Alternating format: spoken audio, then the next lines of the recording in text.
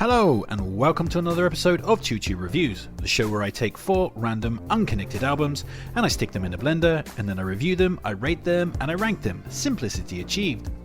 3 of the albums this week were pulled from the comments, so if you have an album you'd like to see featured, drop it in the comments and who knows, you might just get lucky. So let's introduce this week's combatants in alphabetical order. Firstly, we have A Different Kind of Tension by Buzzcocks from 1979, which was nominated by Oliver. Next we have The Broadsword and the Beast by Jethro Tull from 1982, which was nominated by Gary Gillam. Then we have You Don't Mess Around with Jim by Jim Croce from 1972, which was nominated by Gibbon 56. Finally, we have I Inside the Old Year Dying by PJ Harvey, which is her new LP and was released just a few months ago in July 2023 and is my personal pick for inclusion. So, now the battle lines have been drawn, let's be complete rankers and rank up a storm. This is Chuchu Reviews.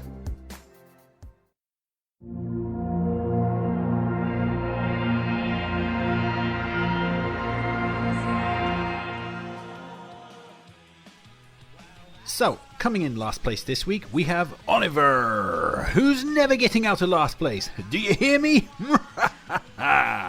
There is no love in this world anymore.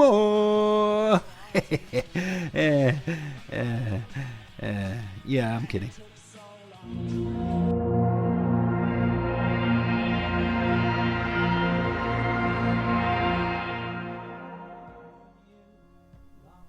Coming in last this week, for real this time, we have The Broadsword and the Beast by the folky prog band Jethro Tull from 1982, which was the group's 14th LP. And here we find Jethro Tull being mercilessly stalked by the 1980s, body snatching the band's soul and burying their folk leanings under an endless barrage of 80s synthesizer gunk and screaming cock rock guitar licks. It's a mix that was tantamount to critical suicide, and the record was duly lambasted, while most fans of Jethro Tull also did not appreciate the new synth-heavy direction, and to this day the record is a source of derision amongst the general fan base, as a poor album that led the band down a disastrous path and basically ruined the entire decade for Jethro Tull. Except, I quite like it. It's a lot of daft over-the-top 80s fun. Whilst I wouldn't want every Jethro Tull record to be like this one, there's certainly a place for this kind of bombastic silliness too. Most of the overt 80s elements work in a kind of joyous way for the album, only really failing when the band try for something more emotional or weighty, such as the dull-gated drum-infused ballad, slow marching band, or the rote and uninspired late album track, Watching Me, Watching You. Aha! But most of the runtime on The Broadsword and the Beast is full of delightfully fun nonsense. The opening Beastie has all the trappings of proggy metal, but without any of the heaviness. It's a lot of fun with its cheesy 80s chorus chants. Class mixes cool pulsing synth rock and pseudo metal with the band's trademark flute work to fun effect. Fallen on Hard Times has a nice swagger to it, with the track's 80s cheesiness integrating well with the underlying medieval sounding folk elements. Flying Colours is an epic ballad caked in layers of fun bombast. Some of the over-the-top guitar stabs absolutely crack me up. There are some pretty wicked keyboard lines on the track too.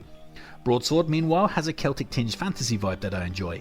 Pussy Willow marries more medieval-sounding melodies to chugging palm-muted guitars, which is always going to be fun, while Seal Driver is awesome with its operatic yet lightweight metal prog, kicking ass especially during the instrumental breaks. So yeah, dodgy fashion and questionable stylistic choices be damned, The Broadsword and the Beast is a lot of dumb, over-the-top fun, and I enjoyed my time with this record. 4 stars.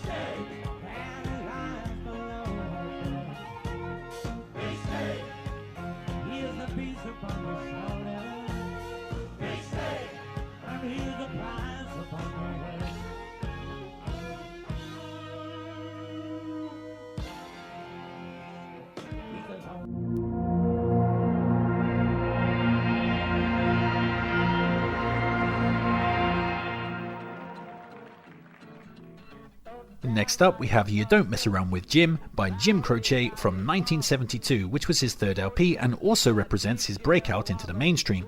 And yeah, you definitely don't want to mess around with Jim, not with a moustache like that. That moustache is so luxurious you could go blind and bankrupt just by glancing at it. Fuck me, I'd Glasgow kiss a philanthropist none if it meant I could get facial hair like that. But aside from amazing face fleece, Jim is also a fully paid up member of the Happy Joy Joy Light Aircraft Aviation Club, which includes such other prestigious members as Otis Redding, Buddy Holly, Ricky Nelson, and John Denver. Oh dear, I guess if God wanted musicians to fly, he would have given them wings. He gave Paul McCartney wings and he's still alive. Boom-tsh. Thank you very much, I'll be here all week. Anyway, what we have here is a very nice country-tinged singer-songwriter folk album that was released right at the peak of the singer-songwriter craze. The compositions are mostly kept stripped back to Jim and his guitar, with niceties such as percussion, bass or electric overdubs saved for certain strategic songs. And the quality here is mostly very good, with Jim's lightweight yet still emotive lyrics revealing an instantly likeable and affable charm.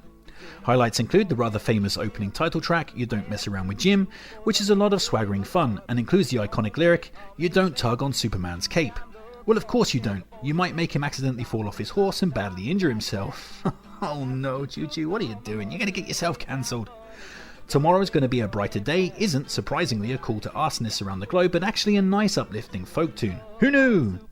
New York's Not My Home is beautiful with its twinkling keys, lovely arpeggiated guitar lines and sweeping strings. Photographs and Memories is a wonderful folky trip through romantic nostalgia, the wistful beauty of blossoming love and the ache that remains after it's lost. Operator, That's Not the Way I Feel has an emotive pop flourish and a catchy chorus that's bolstered by a more fleshed out composition, while Time in a Bottle is about as iconic as folk tunes get. Its amazing ethereal atmosphere and laments about not having enough time made all the more potent by Jim's untimely death. As for nitpicks, well, the album is a little one note, but as a folky singer-songwriter LP, that's kind of par for the course. There is, however, a small slump that occurs just after Time in a Bottle. Rapid Roy, the Boxcar Boy, Box Number 10, and A Long Time Ago are both lyrically and sonically retreading ideas from elsewhere on the record. It feels like self-regurgitation, and Jim starts to lose my attention a bit during that sequence. Thankfully, he rights the ship with the closer, Hey Tomorrow, with its wistful melody, given a little extra zing by a nice bit of electric lead guitar. So yeah, this is a very solid singer-songwriter album that I found highly enjoyable, despite a brief lull on the back end. 4 stars. You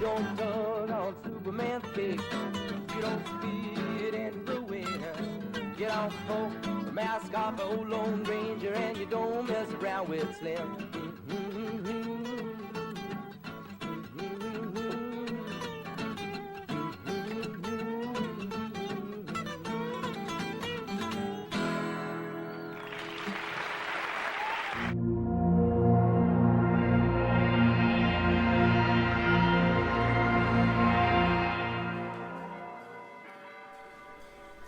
Coming in next, we have Inside the Old Year Dying by PJ Harvey, which was her 10th LP from this year of 2023 and her first for 7 years.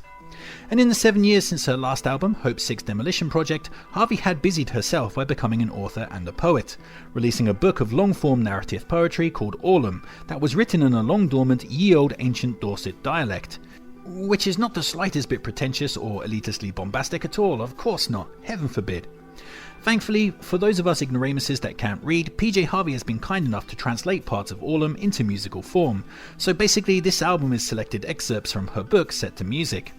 And speaking of said music, Inside the Old Year Dying ploughs more or less the same furrow that PJ has been working on since her 2011 masterpiece Let England Shake. The soundscapes are all drenched in reverb, echoey and distant and drenched in a longing sadness. But unlike Let England Shake, which was very stark and cold, there's a kind of dreamy warmth to some of these tracks. The lyrics often deal with the innocence of childhood and being one with nature, and the atmosphere reflects that. Whereas Let England Shake felt like being stuck in the middle of an icy World War I no man's land, this LP feels like being lost in the middle of a misty forest that sometimes breaks into a sun-dappled clearing. And as for consistency, the tracks are almost all universally good, and even the ones that don't stand out still serve their purpose of maintaining or heightening the overall atmosphere, which is very important here, as this is certainly an LP where the overall atmosphere and texture is the ultimate point of it all. Still, individual high spots include the opening, Prayer at the Gate, which kicks the LP off with a swirling melodic sadness and miserable yet catchy vocal lines. Lonesome Tonight has a beautiful melody and a lyric that hangs heavy with the dull pain of love slowly departing to another place. Seen and I has a scratchy indie rumble and some inscrutable yet interesting dialect flashes such as Nuts I Could Not Reapee. I would say you could reapee my nuts anytime you want, PJ, but realistically the thought of anyone actually reaping my nuts scares the shit out of me. The nether edge is weirdly hypnotic, just like the edge of my nethers, and features an odd stuttering effect on Harvey's voice, which is oddly similar to the stutter that girls developed after investigating further than the edge of my nethers. Hehehe, I call that place the land of the rising fun. Anyway, A Child's Question August is beautiful with its swaying chorus and gently rattling tension, while Inside the Old Eye Dying is awesome with its swooning melody and obvious sing-along catchiness. So yeah, this is PJ Harvey at her most atmosphere orientated. It's a deep and rewarding listen, but does take a bit of patience to get the most out of. It's a record that slowly blossoms and reveals itself rather than giving you a straight up front hit. But I like it all the better for that, and it does get better every single time I spin it. 4.5 stars.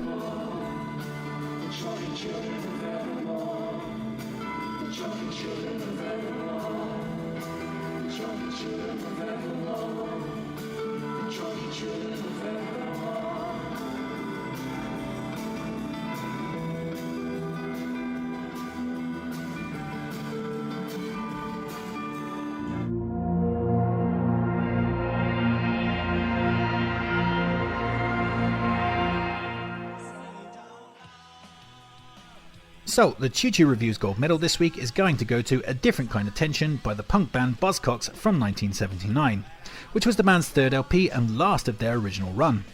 After this, the band broke up due to a dispute with their record label, before ultimately reuniting around a decade later and continuing to tour and record until the present day, albeit sans frontman Pete Shelley after 2018 due to a slight case of untimely death. And I won't beat around the bush here, this album is incredible, like quite why this LP isn't held in high regard as an all-time bastion of punk is a complete mystery to me. Records such as Nevermind the Bollocks or the debut LP by the Ramones or any number of releases by the Clash or the Jam are regarded with a hushed reverence, while this album gets nary a whisper, and it bakes my brain because, straight up, I like A Different Kind of Tension more than any of those stamped and dated punk classics. Even within the Buzzcocks' own discography, the record that gets the most love and attention is the 1979 singles compilation Singles Going Steady, which is a fine and catchy release, but again, I prefer this studio LP, and it's just insane that it was overshadowed in the year of its release by a compilation of previously available material. Talk about being underrated and undersold. And that's a massive shame because every second of this LP is wonderful. The album is split into two distinct sections, with the first 7 tracks being dedicated to short and catchy 3-minute punk bangers, while the last 4 songs dovetail into more arty territory and deeper sonic experimentation. This actually creates a really good flow, where the shorter catchy tracks such as Paradise, Sitting Round at Home, You Know You Can't Help It or Mad Mad Judy ease you into things, before the wide open guitar textures and echoey darkness of the more experimental Money brings the hammer properly down and the album heads off into total badassery. Highlights on an LP with zero downtime includes Raison d'Etre, which has an awesome guitar snarl and riffage that really reminds me of Blur's Graham Coxon. You Say You Don't Love Me is a fantastic jangly punk ballad, which is super catchy and has a nicely emotive chord progression that calls back to the Velvet Underground. Hollow Inside kicks ass with its bass heavy pulse, chiming guitar riff and naggingly catchy vocal lines. Title track A Different Kind of Tension is totally rad, with his awesome, bombastic stop-start guitar stomp and wiry dark energy, while I Believe is 7 minutes of full force blunt trauma catchiness that you instantly just want to sing along with. The only disappointing thing is that apparently Pete Shelley doesn't believe in coyotes or time as an abstract, which obviously makes him a bit of a git. So yeah, I absolutely love this record. It rocks out in the best possible way and is as catchy as all hell, an easy 5 stars. And that's another episode of Chuchu Reviews in the bag. Of course, I know that you'd rank these albums differently, so why not sound off in the comments and tell me which one would win for you, and maybe drop a nomination while you're there too. Don't forget to like, share, subscribe and all that other kind of YouTube jazz. Make sure to take care of yourself, but most importantly, just keep on ranking.